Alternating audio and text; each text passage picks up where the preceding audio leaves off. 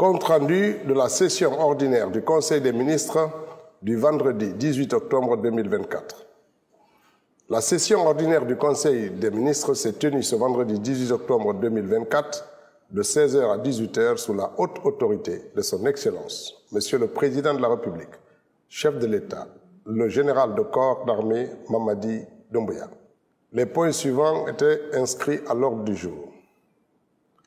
Message de son Excellence, Monsieur le Président de la République, chef de l'État, compte rendu de la session ordinaire du Conseil du gouvernement des mardis 16 et 23 juillet, du 6, 13 et 20 août, du 10 et 17 septembre, du 8 et du 15 octobre 2024. Décision du Conseil des ministres. Divers.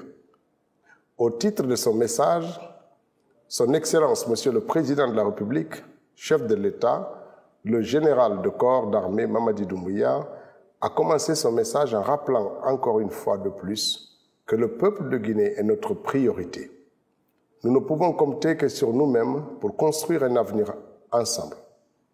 Il a demandé aux membres du gouvernement de se concentrer sur le périmètre de leurs différentes lettres de mission pour œuvrer davantage à la réalisation des projets à fort impact et privilégier les déplacements et missions à l'intérieur du pays, comme ce fut le cas pendant la mission d'immersion à l'intérieur du pays, pour s'imprégner des réalités de nos populations. Il a demandé au ministre de rester focalisé sur l'essentiel, notamment la poursuite des chantiers de construction des routes, la mise en œuvre des réformes structurelles, en particulier la digitalisation du processus de passation des marchés publics, la collecte des impôts avec SAFIC 2, le Trésor avec Trésor Paye, car bientôt la fin de l'année, et comme l'année dernière, suivant le principe de redevabilité, le Président de la République a indiqué que les ministres et les directeurs doivent rendre compte de leur gestion de cette année au peuple de Guinée. Dans ce cadre, il a instruit le ministre de l'Information et de la Communication de prendre les dispositions idoines pour la planification de leur passage à la radio-télévision guinéenne. Aussi, le chef de l'État, son Excellence le général Mamadi Doumbouya, a demandé aux membres du gouvernement de rester déterminés pour le programme de développement socio-économique, durable et responsable Simandou 2040, qui est un pont vers la prospérité. Après ce message, le président de la République a porté sa communication sur les 4 points suivants. La visite en Chine, la fête nationale de l'indépendance de notre pays, le suivi des travaux publics et infrastructures en cours de réalisation, les rentrées scolaires et universitaires. Concernant la visite en Chine, le président de la République a adressé une fois de plus ses chaleureux remerciements et sa profonde gratitude à son Excellence, Monsieur le Président Xi Jinping, pour l'accueil chaleureux, la qualité des échanges fructueux et la disponibilité dont il a fait preuve à l'égard de la délégation guinéenne lors de la réunion stratégique du 5 septembre 2024, en marge du FOCAC 2024. Cette rencontre a permis de renforcer les liens de coopération pragmatique entre la République populaire de Chine et la République de Guinée dans des domaines d'intérêt mutuel. S'agissant de la fête nationale d'indépendance de la République de Guinée, le chef de l'État a félicité et remercié vivement tout le peuple de Guinée qui s'est massivement mobilisé dans la joie pour célébrer l'indépendance de notre pays. Il a souligné l'importance de continuer à entretenir ce sens élevé de patriotisme et cultiver davantage la fraternité, la solidarité et le vivre ensemble pour concrétiser notre ambition commune de bâtir une Guinée nouvelle. Il a également adressé ses remerciements à tous les organisateurs qui ont œuvré pour la réussite de cet événement. Sur le suivi des chantiers de travaux publics et d'infrastructures en cours de réalisation, le chef de l'État a demandé au ministre des Infrastructures et des Travaux publics d'accroître le suivi pour la réalisation des infrastructures et travaux publics en cours et de lui rendre compte de l'évolution enregistrée et ce qui reste à faire depuis les dernières instructions qu'il a données pour le respect des délais contractuels afin de livrer des infrastructures en construction conformément aux engagements contractuels. Concernant les rentrées scolaires et universitaires, le président de la République Son Excellence, le général de corps d'armée, Mamadi Doumbouya, a souhaité une très bonne rentrée scolaire et universitaire à tous les élèves et étudiants. Il a profité de cette occasion pour inviter les parents d'élèves, les acteurs de l'éducation, les partenaires au développement et la société civile à se mobiliser tous pour la scolarisation et le maintien de nos filles à l'école. Il a affirmé que nous devons également, ensemble, continuer à œuvrer pour mobiliser pour l'éducation de nos enfants, en particulier celle des filles, pour un avenir meilleur. Il a instruit le ministre de l'Enseignement supérieur, de la Recherche scientifique et de l'Innovation et le ministre de l'Enseignement préuniversitaire et de l'Alphabétisation de tout mettre en œuvre pour que cette année scolaire et universitaire soit un succès pour nos enfants, élèves et étudiants, qui sont les acteurs de demain. Compte rendu des sessions ordinaires des conseils de gouvernement du 16 juillet au 15 octobre 2024. Le Premier ministre chef du gouvernement, M. Amadou Riba, a fait un compte-rendu résumé des sessions ordinaires du conseil du gouvernement ci-dessous. Pour la session du mardi 16 juillet 2024, la ministre du Commerce, de l'Industrie et des petites et moyennes entreprises a fait une présentation relative à la relance d'au moins 4 unités industrielles en République de Guinée, conformément aux instructions du président de la République lors du Conseil des ministres du jeudi 11 juillet 2024. Pour la session du mardi 6 août 2024, une communication a été présentée au Conseil du gouvernement par le ministre du Travail et de la fonction publique relative à la ratification du traité de la CIPRES. Pour la session du mardi 13 août 2024, une communication a été présentée au Conseil du gouvernement par le ministre de l'Énergie, de l'Hydraulique et des Hydrocarbures relative à la réalisation du barrage hydroélectrique à but multiple de Keno, à Guékédou, d'une puissance de 7,2 MW. Pour la session du mardi 20 août 2024, une communication a été présentée par le ministre de la Justice et des Droits de l'Homme relative au projet de réglementation de l'utilisation du sceau de l'État et des armoiries. La ministre de l'Enseignement technique, de la formation professionnelle et de l'emploi a quant à elle présenté la réforme des filières et programmes de l'enseignement technique et de la formation professionnelle. La ministre de la Promotion féminine, de l'enfance et des personnes vulnérables a fait une communication relative aux grands défis de l'inclusion sociale en République de Guinée. Pour la session du mardi 17 septembre 2024, au titre des communications, le ministre de la Culture, du Tourisme et de l'Artisanat a présenté l'avant-projet de loi portant financement des activités culturelles. Pour la session du mardi 8 octobre 2024, au titre de son message, le Premier ministre a abordé 3 points. La célébration de l'an 66 de notre pays, la gestion électronique des missions d'État et les missions aux Nations Unies. Concernant la célébration de l'an 66, le Premier ministre a exprimé au CNRD ainsi qu'au chef de l'État la gratitude de l'ensemble des membres de son gouvernement pour la contribution à la réussite des activités de la Semaine de l'Indépendance, tant à Conakry qu'à l'intérieur du pays. Aussi, il a remercié le président de la République pour le choix du thème de cette année mettant à l'honneur la femme guinéenne.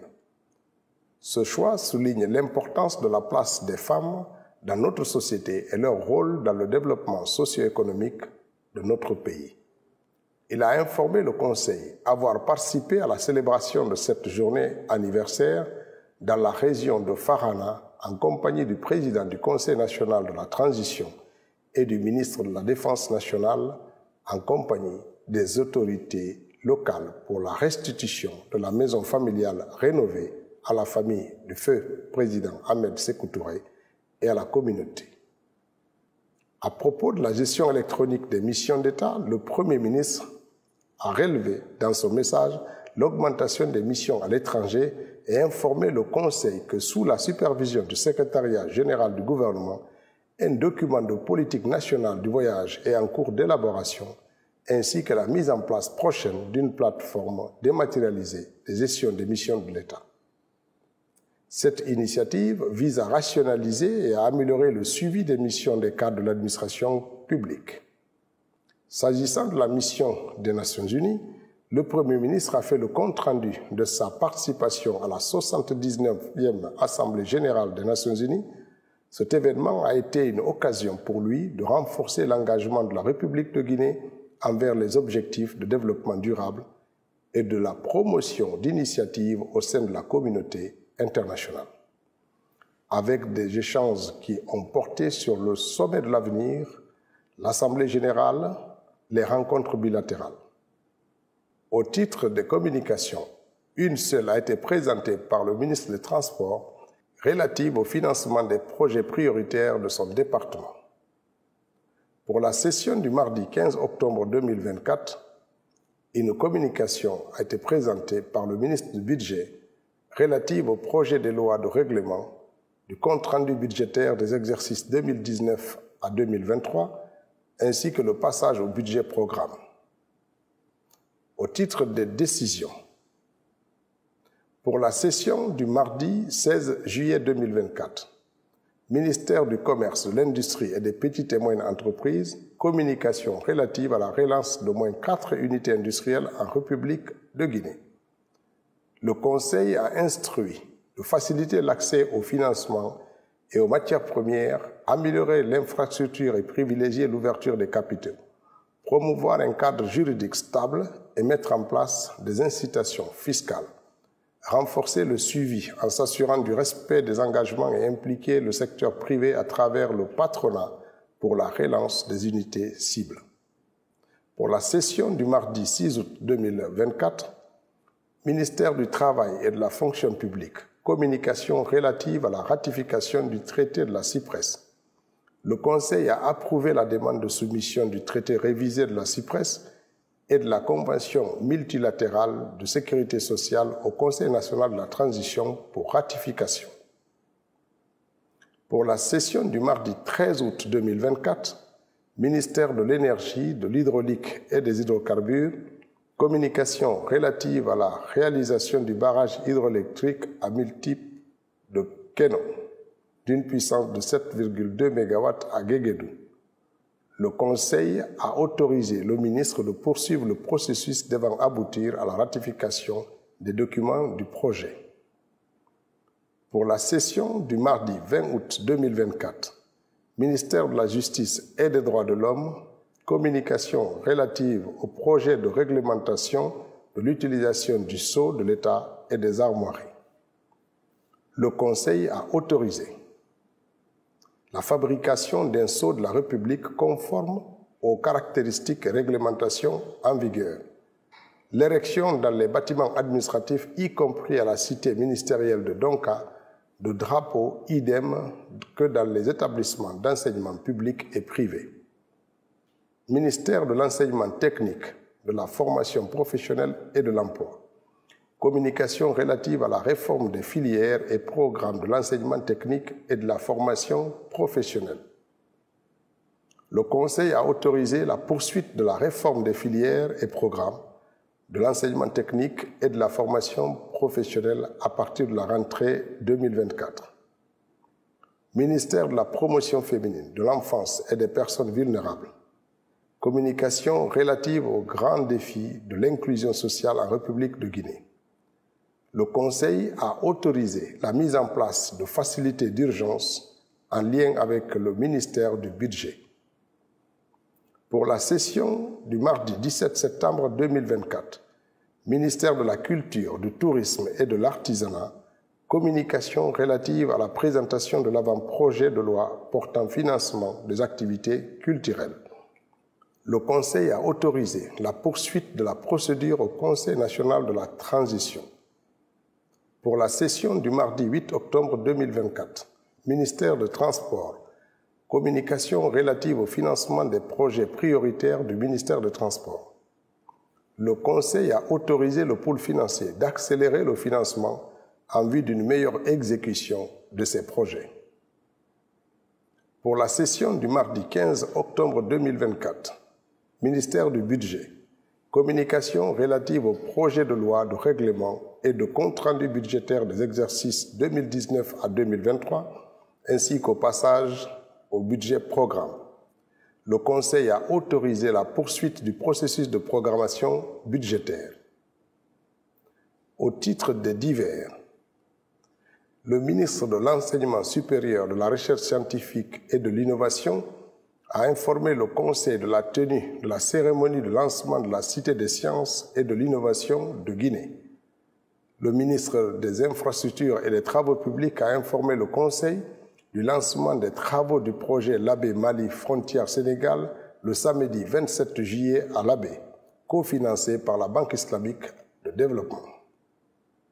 Le ministre secrétaire général du gouvernement a informé le Conseil du lancement conjoint avec le Conseil national de la transition et le ministre de la Justice de l'atelier de rédaction du premier guide de la légistique de notre pays.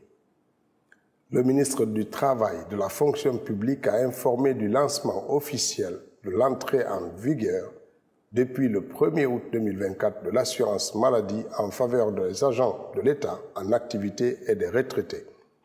Il a également informé le Conseil du lancement des travaux de construction de l'École nationale d'administration à Dubreka le vendredi 9 août 2024. Le ministre de la Santé et de l'Hygiène publique a porté à la connaissance des membres du Conseil du lancement officiel de la distribution des kits pour la prise en charge des femmes enceintes et des nouveau-nés. Le ministre de la Jeunesse et des Sports a informé le Conseil du démarrage effectif du programme PAGEC 2024-2028, signé avec le PNUD en juillet 2024 du fonds relatif au déploiement pilote de 350 volontaires de la santé dans les centres de santé des régions de Kankan et de Zéro-Corée. Le ministre de la Culture, du Tourisme et de l'Artisanat a informé le Conseil de la participation à la conférence des ministres du Comité de coordination pour le développement et la promotion de l'artisanat africain, CODEPA, tenue à Brazzaville, en République du Congo, et du lancement de la session touristique 2024-2025 du 25 au 27 octobre 2024 à Dalaba, au Fouta-Djallon. La ministre de la Promotion féminine, de l'enfance et des personnes vulnérables a informé de l'organisation de la 13e édition du Forum international des femmes entreprenantes dynamiques, FIED, prévu du 28 au 31 octobre 2024 à Conakry. Le Conseil des ministres, Conakry, le 18 octobre 2024.